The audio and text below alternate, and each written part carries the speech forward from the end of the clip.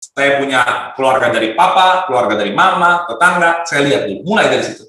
Nah, jadi saya ketemu misalnya, saya masih ingat sekali Bu Mariska ketika saya jadi sales mobil pertama tahun 96, saya mau jual mobil. Jam waktu itu Kijang ya.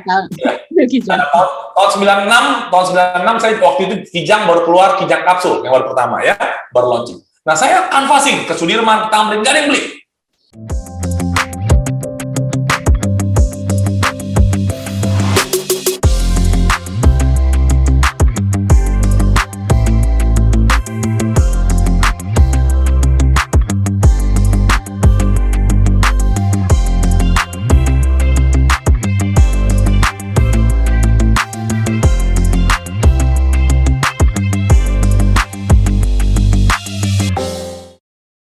Oke, kalian semuanya senang bisa bersama lagi di video terbaru kali ini, dan seperti biasa kita punya bintang tamu, dan yang akan chit-chat dengan Mariska kali ini adalah Bapak Deddy Budiman MPD. Pak Deddy adalah praktisi di bidang penjualan dan pendidikan. Ini populer sekali. Bidang sales, pokoknya yang berhubungan dengan sales ini masternya. Oke, selamat pagi Pak. Apa kabar? Pagi. Bu Mariska, kabarnya baik. Kita orang sales selalu luar biasa ya, karena kita biasa di luar. Ini Jakarta sepi ya ini ya?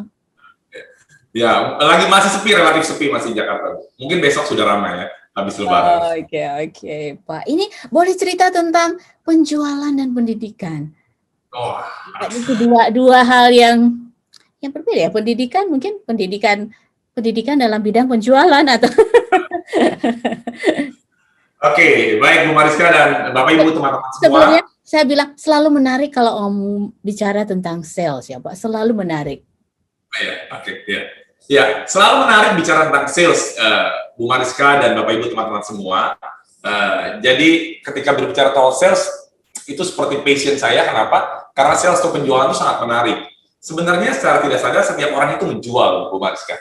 Jadi anak kecil gitu ya, ketika mereka mau sesuatu, mereka akan merayu gitu, akan minta sama orang tuanya, itu kan sebenarnya tanda kutip menjual. Atau anak-anak atau orang tua meyakinkan anaknya untuk ambil jurusan tertentu, mereka meminta anak-anaknya untuk meyakinkan gitu. Kalau zaman dulu waktu saya masih kecil kan, kita dipaksa sama orang tua ya. Kalau sekarang kan tidak ya, kita harus mempengaruhi anak-anak. Nah, itu sebenarnya strategi menjual. Jadi sebenarnya semua orang itu menjual, Bu Mariska. Jadi sangat menarik. Tanpa sadar kita punya kemampuan itu sebenarnya ya Pak ya gitu. Betul, tanpa sadar ya. Tapi memang seringkali terjadi Bu Mariska, persepsi masyarakat baik di Indonesia mungkin di Amerika juga masih terhadap profesi ya, terhadap profesional itu masih kurang bagus. Karena mereka pikir tuh orang yang jualan itu mengganggu. Padahal tidak semua ya mengganggu, mungkin itu cara approach-nya aja kepada customer yang kurang tepat karena mereka belum dididik, belum diedukasi dengan baik. Gimana mengedukasi itu?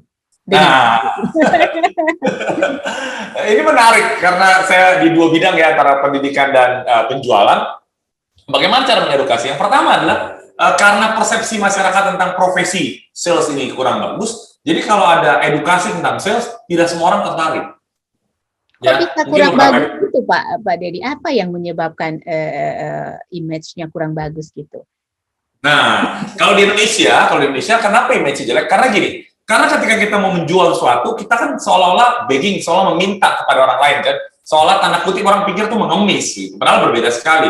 Kayaknya maksa orang punya persepsi di Jakarta khususnya adalah, atau mungkin di beberapa kota di Indonesia, kalau jualan itu pakai dasi, bawa tas, door to door, keliling, nawarin orang kemana-mana. Sehingga, ini kok nggak keren begitu ya. Nggak keren kok kayaknya seperti itu. Nggak mau lah jadi itu, nggak mau jadi itu. Jadi orang tua juga tidak mau anaknya jadi sales. Anak-anak melihat juga ini persepsi kerja nggak bagus, lebih baik jadi insinyur, jadi arsitek, jadi koki, mungkin jadi yang lain ya, yang penting jangan sales. Kenapa? Karena itu mereka melihat di lingkungan bahwa sales itu profesi yang kerjanya kok susah banget gitu. Belum lagi dikejar-kejar target ya. Kita orang sales itu biasa dikejar-kejar target. Jadi Bu Mariska, ada joke yang mengatakan seperti ini, bahwa orang sales itu nggak bisa kena serangan jantung. Tahu kenapa? Nggak tahu, Pak. Saya nggak tahu, ini baru. Jantungan mikirin target. Jantungan mikir target gitu, seperti itu. Ya. Gitu. Pressure tinggi. Pressure kerjaan orang sales itu tinggi. Nah, sebenarnya bukan hanya sales ya, semua kita kerja juga menjadi accounting, jadi insinyur, jadi apapun ada pressure. Betul ya, Bu Mariska ya? Nah, jadi hanya kenapa persepsi kurang bagus? Karena mereka melihat satu sisi saja. Mereka tidak melihat sisi lain yang positif. Nah, itu makanya saya dan teman-teman, kalau Bu Mariska lihat, saya itu ada banyak bikin komunitas-komunitas sales. Kenapa? Tujuannya mengedukasi. Mengedukasi masyarakat bahwa yang kalian lihat tuh hanya segelintir, hanya sepotong kecil tentang profesi sales. Padahal sales itu profesi yang menyenangkan. Kenapa? Karena ketika kita menjual, kita menolong customer. Bayangkan misalnya Ibu Mariska lagi mau apa ya, mau cari mobil kan, mobil apa yang bagus, bingung kan? Ketika ngomong sama sales, berbicara, dijelasin, oh iya, oh ini sesuai dengan kebutuhan saya. Kalau nggak kita bingung kan, asal beli mobil. Padahal kalau dijelaskan, oh iya, ternyata yang paling cocok seperti ini. Nah, sales itu membantu menolong customer, sales yang benar tentunya ya. Dan kalau kita bisa menjual dengan baik, kita akan dapat income yang tidak terbatas. Jadi kalau Bu Mariska dan Bapak Ibu teman-teman semua punya teman yang sales ya, baik itu sales pekerja di perusahaan atau agen asuransi, agen properti ya, yang jualan, mereka itu pasti duitnya banyak. Kenapa? Karena dapat komisi, dapat insentif seperti itu. Jadi banyak sisi positif dari profesi sales yang menarik sebenarnya. Ini kan urusannya meyakinkan orang ya Pak Dedi ya. Itu bagaimana tuh bisa meyakinkan orang supaya suka sama apa yang kita jual gitu. Nah, jadi ini hal yang menarik ya. Bagaimana kita bisa meyakinkan orang? Yang pertama adalah kita harus identifikasi dulu. Pertama, siapa yang punya kebutuhan? Karena jangan kita misalnya contoh, mungkin lebih enak Ibu Mariska boleh kasih saya produk apa saja, nanti saya bisa kasih ide. Misalnya mau jual produk apa? Gini deh, mau branding YouTube saya gitu. Oke, siap. Nah ya, branding YouTube channel ya. Saya juga punya YouTube channel, Bu Mariska juga punya YouTube channel. Nah, ketika Bu Mariska mau branding YouTube channel, pertama pertanyaannya adalah, YouTube ini buat siapa? Branding diri sendiri maksudnya. Iya. Ketika lewat YouTube channel gitu. Ya, Bu Mariska mau branding diri sendiri. Katakanlah ini sebagai produk, tapi kita jasa gitu ya. Mau branding personal branding. Ketika mau personal branding, maka Bu Mariska harus tahu dulu. Branding Ibu Mariska ini ditujukan buat siapa? Kan ketika bangun branding kan artinya kita memberikan sesuatu, value, betul ya? Value, memberikan konten. Kalau kita dalam hal YouTube ini memberikan konten, memberikan value. Nah, value ini mau diberikan kepada siapa? Kita tidak bisa mengatakan bahwa saya mau memberikan value ini untuk semua orang. Nggak bisa. Karena kebutuhan anak-anak, kebutuhan remaja, kebutuhan pemuda, kemudian orang tua baru, orang tua senior, berbeda-beda. Ketika kita mengatakan saya mau cover semua orang, nggak bisa. Nggak bisa. Jadi ketika kita bikin konten, misalnya Bu Mariska mau bangun personal branding, konten Ibu harus jelas dulu. Konten Ibu, branding Ibu mau buat siapa? Nah, ini persoalannya Pak Dedi. Saya membuat konten ini, saya tidak memikirkan branding. Nanti setelah sadar di tengah jalan, ternyata tanpa saya sadari, saya sedang membranding diri saya sendiri gitu. Iya, betul Bu. Cuma waktunya kan jauh lebih lama dibanding kita mempersiapkan. Oke. Sama seperti gini analoginya ya. Misalnya saya jualan motor ya. Saya ke satu wilayah yang saya tidak kenal. Saya canvassing. Saya tawar-tawarin aja. Siapa saja yang saya boleh nggak? Boleh saja. Boleh. Cuma effortnya waktunya lebih lama. Karena kita tidak tahu siapa saja yang ketemu, kita tawarin. Saya jual motor. Saya kasih brosur, flyering gitu ya. Canvassing ke satu area. Bisa ada yang beli nggak? Bisa. Ketika kalau misalnya akan menjadi berbeda, misalnya dia mau jual motor yang premium. Oke, saya mau jual motor premium. Artinya motor ini harganya katakanlah 50 juta. Oke, saya harus pikirkan siapa yang punya uang di atas 50 juta. Yang punya uang 50 juta. Ya, andai pun saya mau canvassing ke area tertentu perumahan, tapi perumahan orang kaya pintunya nggak terbuka. Tertutup, betul ya? Nggak bisa. Berbeda dengan Pagannya iya, beda. Ya mungkin Ibu Mariska dulu di Tondano atau di Manado atau di Jakarta dulu ya, masih ada beberapa komplek perumahan yang terbuka. Tapi kalau udah orang-orang kaya, perumahannya tertutup, ada satpam, ada apa? Nggak bisa. Nah, terus jadi gimana? Artinya dia harus tentukan dulu program seperti apa. Kalau itu oke, jadi who-nya siapa? Setelah itu oke, bagaimana approach mereka? Nah, itu adalah membangun. Memang kesannya lebih capek di awal. Tapi ketika kita tempat tepat akan lebih cepat dibandingkan kita ketemu orang, yaudah nanti akan ketemu lah siapa yang nanti ada beli. Pasti ada yang beli, pasti. Itu ketika berbicara soal jualan itu, Ibu Mariska. Nah, terus kalau misalkan nih, kata Pak Dedi, pagar tinggi-tinggi, semua ditutup pakai satpam, gimana approach-nya? Yang mau ketemu aja mereka nggak mau. Bersyukurnya kita sekarang udah di dunia sosial media dan kita punya network. Saya akan jelaskan penjelasan secara hybrid. Hybrid itu artinya online dan offline. Kalau offline adalah saya akan mulai dari lingkungan pengaruh saya. Kalau istilah saya ring 1, kalau presiden itu kan ada area ring 1 gitu ya. Nah, saya akan lihat dari teman saya, siapa yang kira-kira punya kemampuan untuk beli motor dengan harga 5 juta. Saya punya keluarga dari papa, keluarga dari mama, tetangga, saya lihat dulu, mulai dari situ. Nah, jadi saya ketemu, misalnya, saya masih ingat sekali Bu Mariska ketika saya jadi sales mobil pertama tahun 96, saya mau jual mobil. Jam waktu itu Kijang ya. Tahun 96 saya waktu itu Kijang baru keluar, Kijang kapsul yang baru pertama ya, baru launching. Nah, saya canvassing ke Sudirman, ke Tamrin, nggak ada yang beli. Lalu, wah gimana saya frustasi? Gimana? Saya ingat, kakak saya lagi mau beli rumah. Dan dia belum punya mobil. Dia udah punya rumah, dia mau beli rumah kedua buat investasi, tapi dia belum punya mobil. Lalu apa yang saya lakukan? Saya datang ke rumah kakak saya. Saya jelasin, saya ngomong dalam macam, akhirnya dia beli mobil. Nah, ini customer pertama saya. Ya, jadi customer pertama saya adalah kakak saya. Kenapa? Karena kakak saya punya uang, ya ya kalau itu sebutnya man, ada money, ada authority, ada need. Nah, jadi dia butuh, dia beli. Nah, ketika beli itu kan saya minta lagi referensi kemana? Itu jadi. Dibandingkan saya canvassing berapa lama nggak dapat. Kenapa? Ya perlu waktu. Bisa nggak ada yang beli? Bisa. Jadi seperti itu, Ibu Mariska.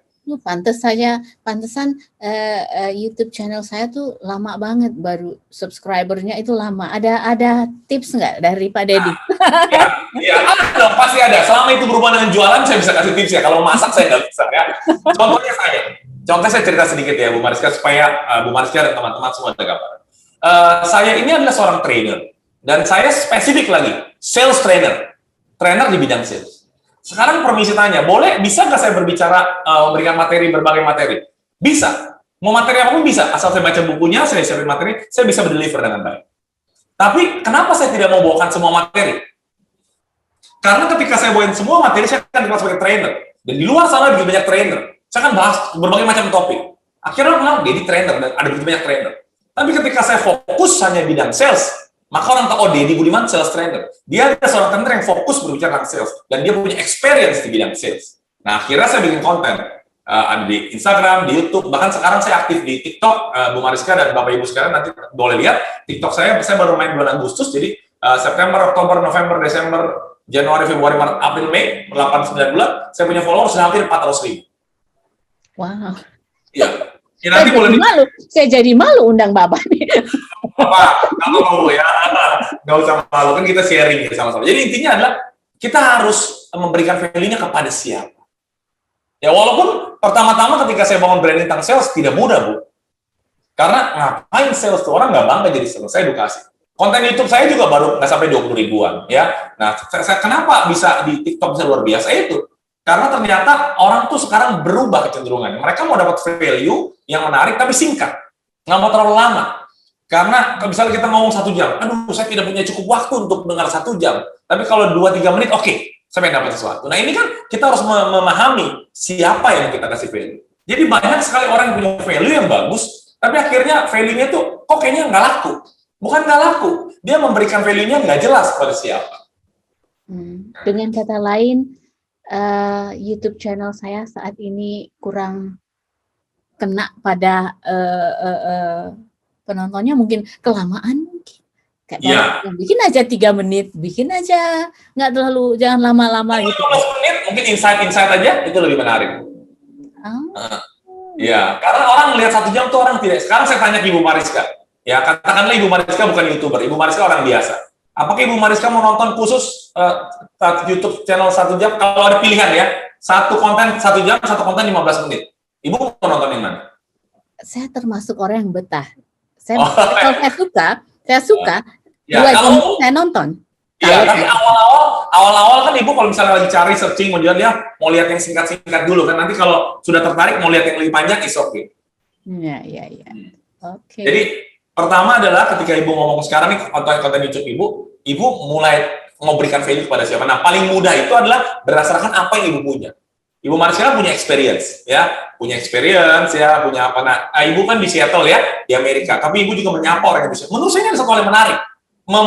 Segmennya buat siapa? Buat orang Indonesia di Amerika, buat Amerika Indonesia yang pengen mengerti, yang orang Indonesia pengen paham tentang luar negeri, orang luar negeri yang pengen tahu tentang Indonesia. Nah, jadi Ibu bisa main buat orang Indonesia, orang di Amerika nih, ya, yang kangen sama Indonesia. Nah, kayak Ibu undang-undang, dan Ibu kan mungkin mau buat siapa nih segmennya? Buat ibu-ibu katakanlah, ibu muda 40 tahun. Nanti mungkin bisa undang konten orang masak makanan Indonesia. Ya, jadi atau suatu yang Indonesia. Jadi orang Indonesia bisa belajar tentang Amerika, orang Indonesia di Amerika bisa melihat kembali Indonesia. Nah, itu menurut saya satu hal yang bisa menarik. Intinya apa yang ibu punya experience itu? Ini Pak Deddy, saya menghadirkan bintang tamu untuk Cicet juga pria. Tapi penonton saya 90% perempuan, female. Nah, ibu nanti cara paling gampang gimana, Bu? Ibu bikin kuesioner. Kuesioner ya, kan wanita. Coba cek wanitanya umur berapa? Suka topik apa? Dan ibu pahami wanita itu suka. Jadi gini, ketika kita mau memberikan value, harus mulai dari mana? Mulai dari problem. Problem apa yang dialami oleh audiens ibu? Ibu-ibu muda ini punya masalah apa? Mungkin punya masalah di anak. Saya nggak sampai ke situ, Pak, karena saya sekolah, saya sibuk sekolah. Jadi mungkin satu saat nanti saya harus belajar dari Bapak untuk lebih dalam lagi, karena harus ambil waktu khusus untuk karena karena saya harus mungkin full time, tidak boleh cuma harus fokus. Karena saya harus sekolah, saya bikin tugas, ada PR. Nggak apa-apa, Bu. Saya juga nggak serius. Jadi gini, ketika saya bikin konten, saya juga bukan full time. Oh, oke. Bukan. Saya kerjaan utama saya trainer, Bu. Jadi saya kerja sama, saya ngajar. Jadi isi konten hanya sebagian, bukan utama saya. Jadi saya nggak mengeluarkan waktu energi saya satu hari untuk bikin konten, enggak. Saya ketika bikin konten, saya di YouTube paling seminggu sekali ya bikin konten. Kalau di TikTok daily, tiap hari 3. Itu cuma 5 menit. Jadi menguras waktu saya nggak sampai setengah jam per hari. Jadi jangan jadikan beban. Intinya jangan jadikan beban. Tapi jadikan ini suatu, ibu kan lagi kuliah, lagi belajar, it's okay. Jadi jadikan ini sebagai satu saluran ibu untuk bisa berbagi. Tapi supaya berbaginya maksimal, berbaginya kepada siapa? Ya, itu. Oke. Ini Pak Deddy. Ini kan kalau bicara soal sales, itu tidak akan lari dari komunikasi. Itu apakah seorang sales itu juga belajar ilmu komunikasi atau? Iya. Jadi ada hal menarik, Bu Mariska ya. Sales itu harus menguasai berbagai macam ilmu.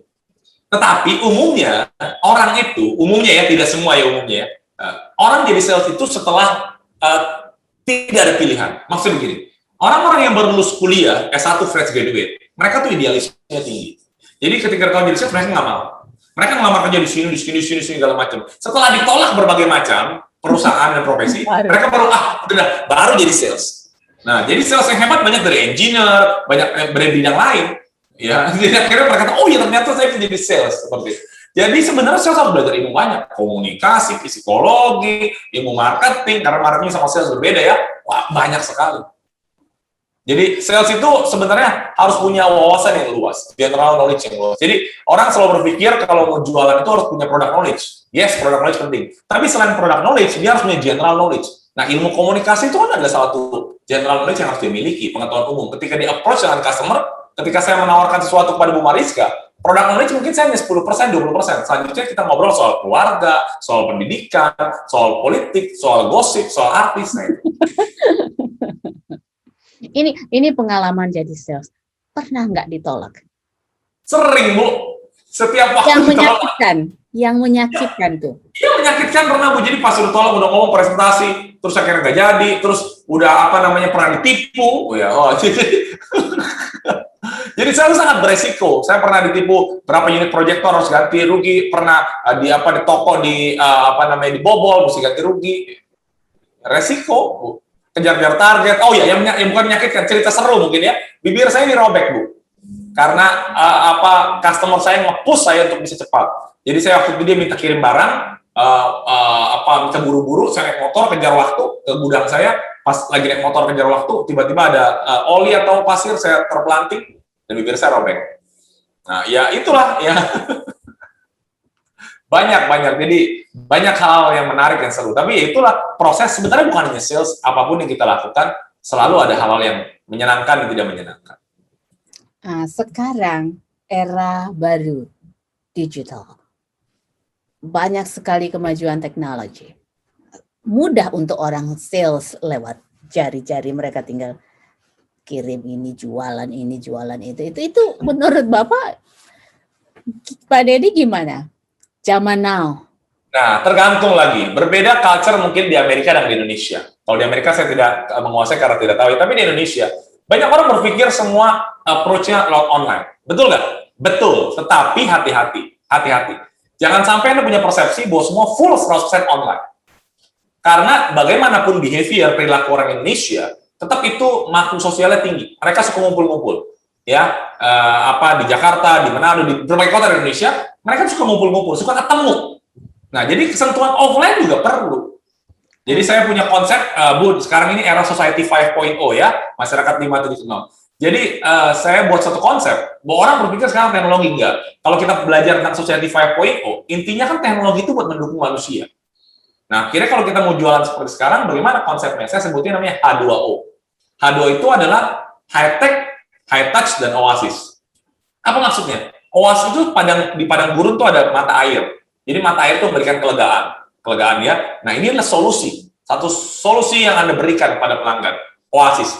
Nah, ketika Anda memberikan solusi ini, approach-nya harus gimana? Harus menggunakan teknologi, high tech. Tapi jangan lupa harus ada high touch-nya juga, harus ada sentuhannya juga. Saya tidak tahu Ibu Mariska masih ingat lagunya Ari Lasso apa enggak yang bilang seperti ini, sentuhlah dia tepat di apanya, Bu? Di hatinya. Nah, itu dia, di hatinya. Dia akan jadi milikmu selamanya. Sentuh dia di hati. Dan itu adalah high touch. Ya. Berarti selama ini pengalaman sales udah jutaan ya. Pelanggan yang disentuh hatinya. Iya. Dan yang disentuh hatinya itu akan beli lagi. Oh. Beli. Sekarang nggak enak. Karena orang Indonesia nggak enak. Nah, Ibu kan merasakan tinggal di Indonesia dan tinggal di Amerika. Betul ya, Bu ya? Coba saya mau nanya Ibu nih ya. Kalau Ibu di Indonesia, Ibu jalan, Ibu berpapasan dengan orang lain.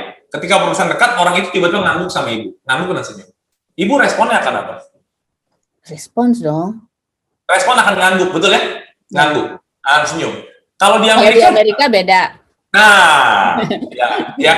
Kalau di Amerika, ada tapi intinya orang tuh kalau disapa sesuatu dia akan respon. Dia mikir nggak kenal, tapi dia tetap berespon.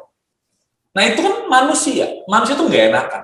Apalagi orang Indonesia budaya timur yang lebih sopan, lebih low profile, lebih mereka merasa respect dengan lain. Nah itu kan dia nggak enakan. Itu kan sentuh hatinya sebenarnya. Tapi saya kebetulan di Seattle. Orang-orang juga itu nggak enakan gitu, sangat. Nggak enakan juga di Seattle ya. Di sini. Jadi kalau mau jualan Pak Deddy sini ya. Mereka nggak enakan gitu. Cuma ya, kalau ketemu di luar ya, kalau di rumah mungkin beda.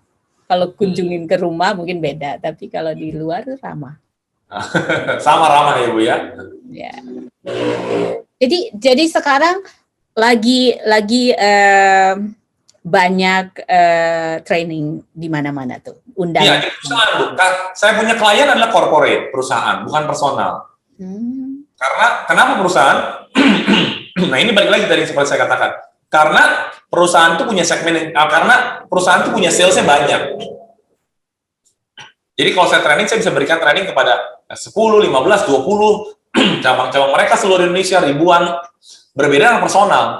Kalau personal kan saya belajar sales, saya nggak bisa cover mereka. Kenapa? Karena mereka mampu ke bayarnya. Nanti kalau satu kan mahal cost. Tapi kalau 30 kan perusahaan yang bayar, itu costnya perusahaan. Jadi klien saya adalah perusahaan. Nah ini ketika Bapak men-training mereka, ada nggak peningkatan rasa, oh ya berat kena di hati. Ya intinya gini, kalau kita berikan training, apakah dia undang lagi atau enggak kan ketahuan dari hasil. Nah setelah itu bagaimana mereka improve apa enggak, dan kalau mereka improve mereka pasti undang lagi. Seperti itu. Jadi mereka jangan gini loh, ketika training itu sama seperti kita sekolah kan ya. Tentu Ibu Mariska masih ingat guru yang menyenangkan dan guru yang biasa aja. Nah, training itu juga sebenarnya sekarang adalah Anda harus bikin menyenangkan. Bukan hanya transfer value, tapi bagaimana ketika deliver itu harus membuat menyenangkan buat audiens, sehingga mereka mudah memahami, mudah mengerti. Ada orang yang terlalu berat, terlalu tinggi memberikannya, sehingga pusing audiensnya. Jadi harus dikemas sedemikian rupa. Seperti apa tuh kemasannya? Contoh ya, contoh. Menggunakan cerita, Bu. Misalnya saya mau jelasin kepada Ibu ya, bahwa kita tuh harus ketika jualan harus persisten, harus tidak mudah menyerah. Nah, kalau kita cuma ngomong gini, ayo kita harus jualan, harus semangat, kita harus tidak boleh mudah menyerah, kita harus terus-menerus berjuang, ayo yakin bisa, itu kan ngomong. Orang ngomong iyalah, gitu. Tapi akan jadi berbeda begini. Ketika saya mau mempengaruhi orang untuk semangat bekerja ya, saya mau cerita gini. Jadi Bapak Ibu, teman-teman semua, satu waktu saya lagi jalan naik motor. Ketika lagi jalan naik motor ya, menuju kantor, terus di jalan saya berpapasan dengan seorang tukang sampah. Ya kita sering lihat loh tukang sampah ya pada umumnya ya. Nah tapi pas saya lihat perhatikan dasar, ternyata tukang sampahnya itu tangannya yang satu mohon maaf sudah buntu. Walaupun tangan cuma satu dia pegang, tapi dia kuat sekali didorong, dia dorong tempat sampah yang berat itu dengan luar biasa, keringat bercucuran. Bapaknya udah seumur 50 lebih lah ya, kelihatan dari postur tubuhnya juga nggak terlalu besar dia. Orang dengan berat, tapi dia walaupun seperti itu tidak terlihat letih, dia tetap senyum. Pas saya sapa juga dia senyum, dia tetap menikmati mendorong itu walaupun tidak mudah dengan senyuman. Saya berpikir mungkin dia berjuang seperti itu, dia punya anak. Ya, dia punya tanggung jawab sehingga dia bekerja dengan luar biasa. Nah, jadi Bapak Ibu teman-teman sekalian, seorang tukang sampah yang tangannya satu aja dia berjuang dengan luar biasa. Kenapa? Untuk menghidupi anak-anak. Bagaimana kan teman-teman semua? Yang tangan, kaki, semua fisik lengkap. Kalian semua punya anak kan, betul ya? Kalau seorang tukang sampah kerja semangat, kalian harus bagaimana? Beda dong? Message-nya dapat ya. Iya, beda ya. Dibandingkan ketika saya ngomong, ayo semangat, ayo semangat, ayo semangat. Nah, sekarang gimana menyentuh hati anak-anak muda supaya bisa tertarik dengan sales? Nah, menyentuhnya adalah mulai dari pendekatan. Apa problem mereka? Problem mereka adalah ketika kita identify ya, anak-anak muda nggak mau jadi sales. Anak-anak muda mau sukses. Anak-anak muda mau jadi entrepreneur, mau jadi pengusaha sukses. Kita balik pendekatannya. Maka saya akan tanya gini. Saya sering termasuk ke sekolahnya Bu Leti ya, di Tondano ya, saya datang khusus ke sana. Katanya, siapa di antara anak-anak kalian yang mau sukses? Angkat tangan. Semua angkat tangan. Siapa yang mau jadi bos? Angkat tangan. Semua angkat tangan. Ya. Terus tanya, siapa yang mau jadi sales? Angkat tangan. Nggak ada yang angkat tangan. Krik, krik, krik, krik. Nggak ada yang angkat tangan ya. Oh, oke. It's okay teman-teman sekalian ya. Kalau kalian tidak mau jadi sales, tidak apa-apa. Cuma saya mau tanya. Kalau kalian mau jadi pengusaha sukses, kalian harus punya keterampilan apa? Kalian harus punya apa untuk bisa jadi seorang pengusaha sukses? Silakan teman-teman, coba sampaikan kepada saya. Mereka bicara. Harus punya modal. Oke. Harus punya skill. Skill apa? Ya, harus punya network, punya apa? Mereka tulis banyak sekali. Banyak sekali ya. Karena sebelum kita bahas semua lah, kita bahas soal modal ya. Kalau kalian mau jualan bakso lah ya, jual bakso di depan rumah, pakai tempat semua segala macam. Butuh modalnya berapa duit? Minimal berapa? Minimal berapa Bu Mariska? Misalnya 10 juta gitu ya, 10 juta. Permisi tanya orang tua kalian punya 10 juta? Nggak punya. Terus kalau gitu kalian nggak bisa jadi pengusaha dong? Iya Pak, nggak bisa ya Pak. Nah terus gimana? Terus kalau katakanlah kalian punya 10 juta, kalian usaha, apakah pasti berhasil? Belum tentu Pak. Bisa gagal? Bisa. Kalau gagal, kalau bangkrut, uang 10 jutanya kemana? Hilang Pak. Terus kalau hilang bagaimana? Minta lagi sama orang tua kalian? Bisa dimarahin kalian sama orang tua? Betul nggak? Betul. Iya ya Pak. Jadi gimana ya Pak? Nah, jadi kalian mau jadi pengusaha boleh nggak? Boleh. Salah nggak? Nggak salah. Tapi sebelum jadi pengusaha, kalian harus belajar dulu ilmunya. Kalian harus kumpulin modal dulu. Bagaimana caranya? Kerja jadi sales. Kerja jadi sales nggak perlu keluar modal. Kalian digaji dan dapat insentif, dapat komisi. Kalau jualan yang banyak, dapat duit juga banyak, tidak terbatas. Tidak perlu pakai modal. Diajarin apa? Karena ada supervisor. Produknya disiapin perusahaan. Jadi kalian bisa belajar. Pak, tapi kan sales susah. Jadi pengusaha sama gampang? Susah. Nah, di sini dibentuk supaya nanti kalian jadi pengusaha yang sukses. Okay. Itu Bu. Jadi harus dijelasin mulai dari sana. Dari situ, menurut Bapak, ada nggak peningkatan dari tahun ke tahun? Kan pasti sudah bertahun-tahun Bapak menjadi seorang. Saya kalau ngajar SMK sudah 3 tahun. Tahun ini sih udah nggak ngajar SMK lagi. Ada teman saya yang lebih ngajar tapi banyak sekali Bu progresnya. Ada yang udah jadi store manager, ada yang sekarang sudah usaha sendiri, ada yang karirnya naik, income juga sangat luar biasa, punya income 10 jutaan per bulan, kerja jadi sales. Banyak Bu. Ada yang di Jogja, ada di Tondano, ada yang di Padang, ada yang di Pekanbaru, di seluruh Indonesia. Banyak. Terus dari sekian banyak Bapak nih founder inilah, founder itu CEO ini segala macam tuh. apa yang Bapak dapatkan dari begitu banyak organisasi, begitu banyak community? Apa yang Bapak dapatkan dari ring itu, kalau bisa dibilang? Jadi Tapi ini adalah beda-beda kan? ya. Jadi ini adalah strategi, Bu. Strategi. Jadi saya kasih ilustrasi lagi biar lebih gampang. Kalau ibu mau nangkap kupu-kupu, bagaimana ya? Ya, kalau nangkap kupu-kupu umumnya orang, Bu, ya, dia akan bawa jaring, dia akan kejar kupu-kupu. Dia kejar, ditangkap kupu. Dapat nggak? Dapat, yes, dapat. Tapi ibu harus lari-lari, ibu harus kejar, berjuang dengan luar biasa. Nah, akan menjadi berbeda kalau misalnya begini. Ibu di depan rumah atau ada suatu tempat, ibu bangun banyak bunga-bunga di sana. Ketika ada banyak bunga-bunga, kupu-kupu datang nggak, Bu? Satu. Banyak atau sedikit? Banyak lah. Ketika banyak, gampang nggak ditangkapnya? Ya kan, Bapak satu lari, tangkap satu. Ya, nah, ini adalah the power of community. Community. Jadi saya punya komunitas sales director Indonesia. Ini isi director semua, harus director yang masuk. Dan tidak sembarang director, harus referensi, harus perusahaan besar. Sekarang kurang lebih 400 member. Ketika saya bertemu sama mereka jadi teman saya. Kalau saya ngobrol lebih gampang, lebih susah, lebih gampang. Ngomong soal bisnis, mereka lebih percaya sama saya, nggak lebih percaya. Itu adalah taman kupu-kupu. Sehingga saya bisa, tanda kutip, bisa menjaga relasi dengan mereka, hubungan dengan mereka, klien-klien saya lebih nyaman. Itu adalah alasan saya membangun komunitas. Ketika saya bangun komunitas guru, tujuannya apa? Saya mau ngomong sama guru di Indonesia susah, Bu. Repot sekali. Akhirnya saya bikin rumahnya aja, ini rumah guru Indonesia. Udah masuklah guru semua yang mau belajar, saya ajarin di sana. Lebih praktis saya. Dibanding, kadang-kadang susah, Bu. Ibu Maris, kamu mau ngajar guru, susah sekali di Indonesia. Ngumpulinnya di mana? Repot. Nah, guru apa? Ya, ngumpulinnya buat organisasi, komunitas, asosiasi. Nah, guru-guru datang kita ajarin. Jadi kan praktis. Itu alasannya. Sekarang saya balik lagi, Pak, soal product knowledge, kata Bapak. Pernah tidak Bapak menemukan sesuatu yang product knowledge-nya Bapak udah tahu, wah ini nggak terlalu bagus nih, gimana caranya mau jual ini, sementara Bapak sendiri udah tahu, begitu dipelajari, begitu direview, waduh, kayaknya susah nih, mau susah jualnya. Itu ada strategi nggak, Pak? Saya kasih analogi, Bu, ya, analogi ya. Kita jual sayur. Kebetulan bapak saya tukang sayur, ya, orang tua saya. Orang mau beli sayur, katakanlah kangkung pasti yang segar, betul ya? Tapi kangkung yang kurang segar ada yang mau beli nggak? Enggak. Secara produk knowledge nggak bagus nih, secara produk nggak bagus nih. Tapi ada yang beli nggak? Ada. Itu siapa? Yang beli siapa? Warung-warung yang low budget, yang butuh nggak terlalu segar tapi harga kangkungnya lebih murah. Nggak apa-apa, nggak segar, lebih murah, betul ya?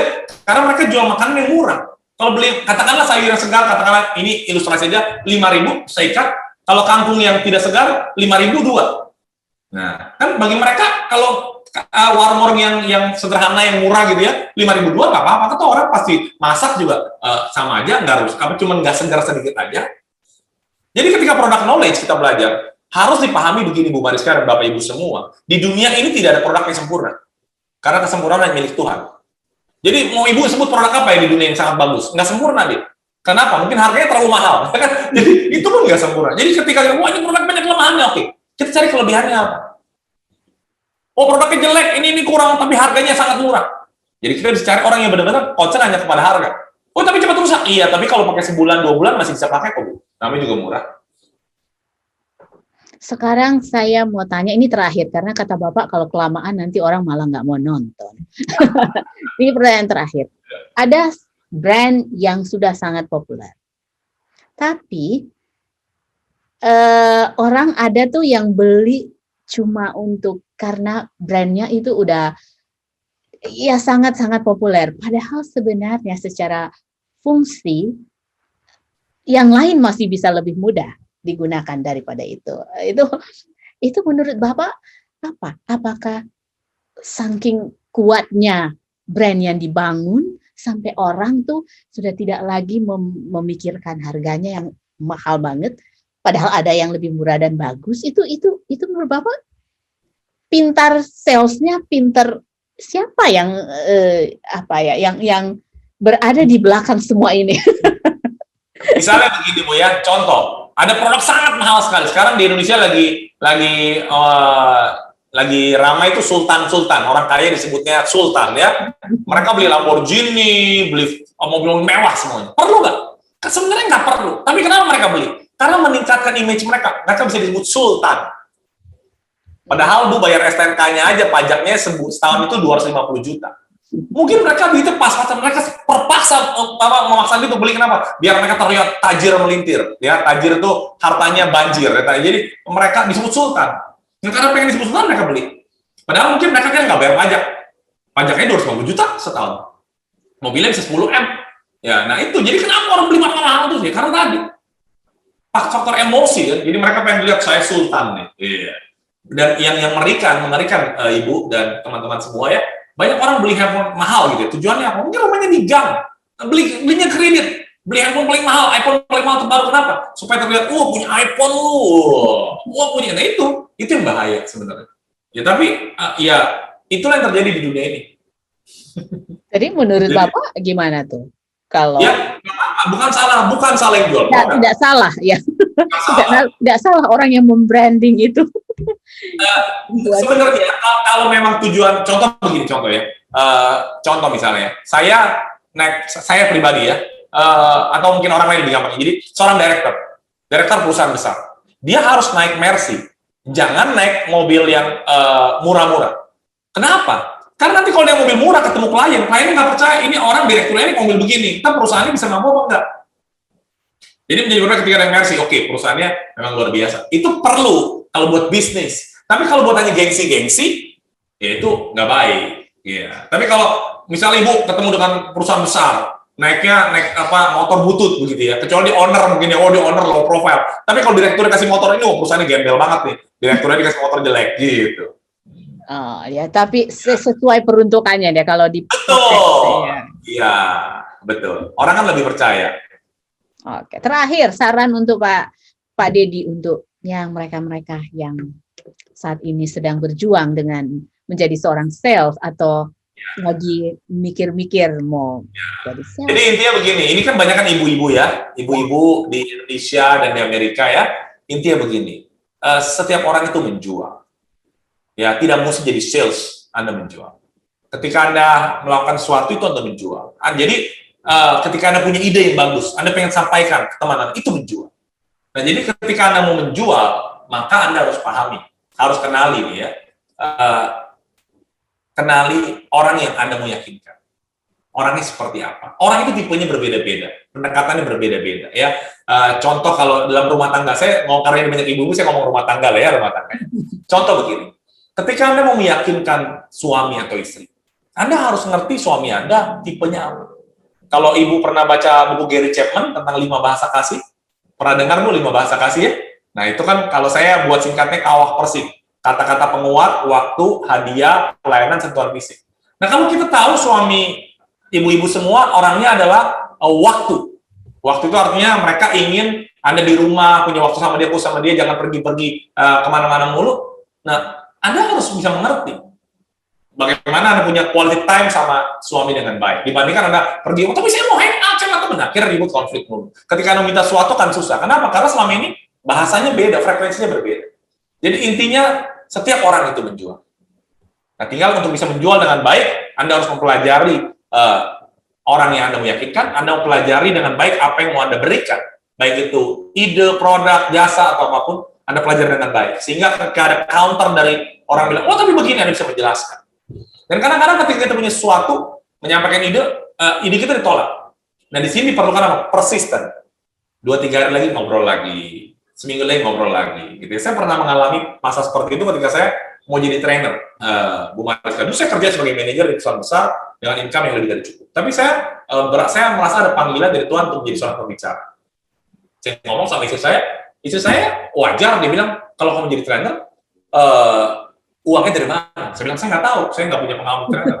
Kalau nggak ada uang, terus kita keluarga gimana? Oh iya benar juga, betul ya? Nah saya ngomong, ya pas ngobrol-ngobrol dia nggak bisa juga. Tapi saya merasa ini panggilan yang sangat luar biasa, saya terus bergumul sama Tuhan, minta doa sama Tuhan, saya baca buku, saya kembangin diri saya ngobrol pelan-pelan meyakinkan dia, perlu waktu. Tapi akhirnya dia mendukung. Nah, artinya apa? Mari tingkatkan kemampuan kita dalam mempengaruhi orang lain dengan apa? Dengan belajar memahami orang lain, belajar menggali apa yang kita mau sampaikan pada mereka. Kurang lebih seperti itu, Bu Mariska. Nah, seperti kata itu orang bilang, doakan yang Anda kerjakan dan kerjakan yang Anda doakan ya.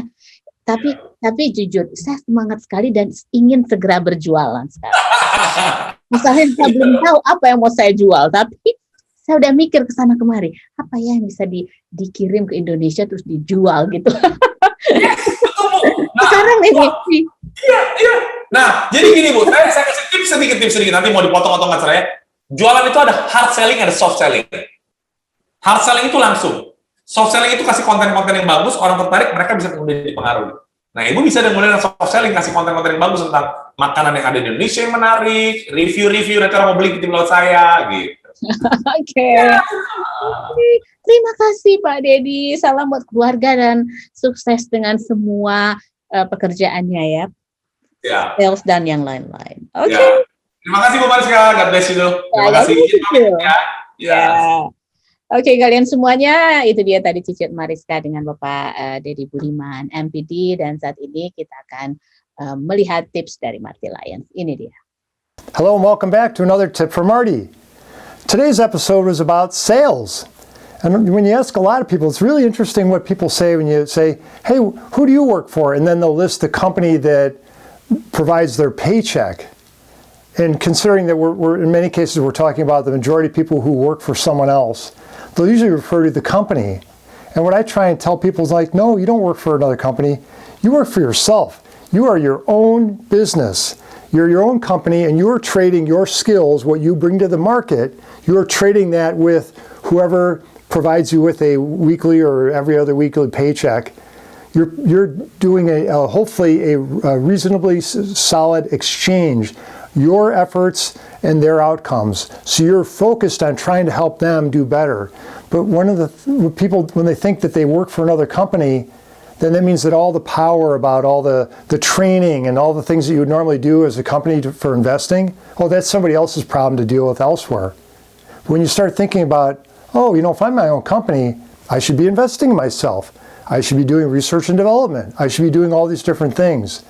And one of the last parts, the tie-in there, is that a lot of people don't stop to think that they are the salesperson for their own little business. And no one will toot your horn for you. You have to learn how to do it for yourself. It doesn't mean you go around all the time just saying, look at me, look at me. But it might mean that when the timing is right, with the right person or the right audience, that you will say, I would like to at least share, here are some of the things I've done or whatnot. So you're at least in a positive, affirmative way talking about what you do, because you are your best salesperson. So that's your tip for the day. Even though a lot of people think sales is about talking fast and trying to get somebody to buy something, it's not. It's about building trust with whoever is interested in purchasing what you have to sell, which may be whoever provides your check every 2 weeks, but it's about building trust with them so that you have a positive relationship and it's an even exchange. You provide labor, they provide the capital to pay for that labor, and hopefully that's an even exchange. So there you go. There's your tip for the day. Don't sell yourself short. Always be selling, and you have a wonderful day. If you haven't clicked one of these buttons down here and subscribed, we'd ask you to please do so. We hope you're enjoying the show as much as we are putting it together, and we will see you next time. Thank you, and you have a great day. Bye-bye.